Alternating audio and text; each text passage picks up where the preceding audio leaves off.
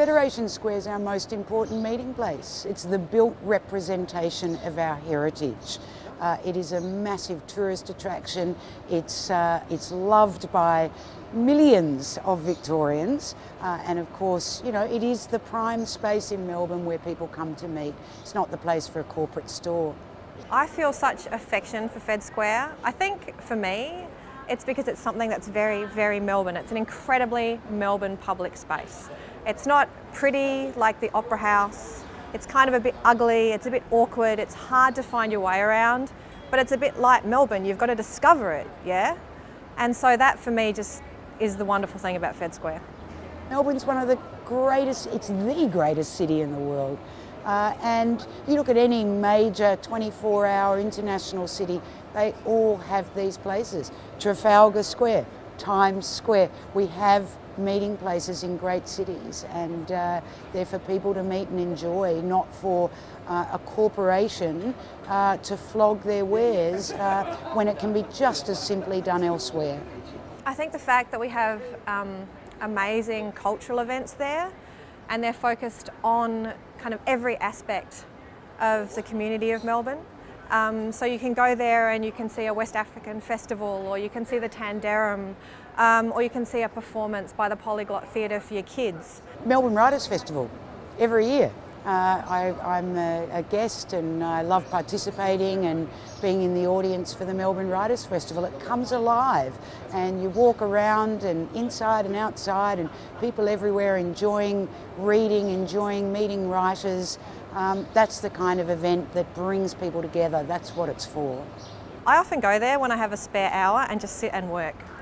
So I just sit in the square. I don't necessarily sit at one of the coffee shops or the restaurants. I just sit in the square and kind of let people flow by and do what I need to do. And I love the fact that the square can cater for that experience for me, as well as catering for thousands of people. You don't have to come into the city very often to know about Federation Square, do you? I think everybody that comes to the city at some point visits Federation Square. And in a lot of ways, that's my point. It's one of the few places we've got that everybody knows about. We wouldn't put an Apple on Flinders Street Station Dome. Well, what Apple does with its buildings is it's another form of branding, essentially. So you know what an Apple store looks like. You know the elements, the architectural elements that come together to make an Apple store, which is only in a small part its logo. So when a building, when an Apple store is put there, it will be the backdrop to all of the cultural events that happen at the square, and essentially the square will be branded as Apple. Federation Square is not a site for profit maximisation. It's a site for the community, and if the state government can't work with the City of Melbourne to make sure that it is a place that sustains itself and increases in its sense of being beloved by the people, then that's a failing. The way we manage Fed Square, the model under which Fed Square is managed, is obviously problematic. We know from the debate and from what Jonathan Tribe, the CEO, said, that Fed Square can't take state government operating grants, which seems an absolute necessity for a public space. I think we really need to rethink the way Fed Square is kind of managed in terms of its structure, and rethink the kind of funding model for which we fund the square, because something like the Grand Prix takes, you know, $60 million in state funding every year.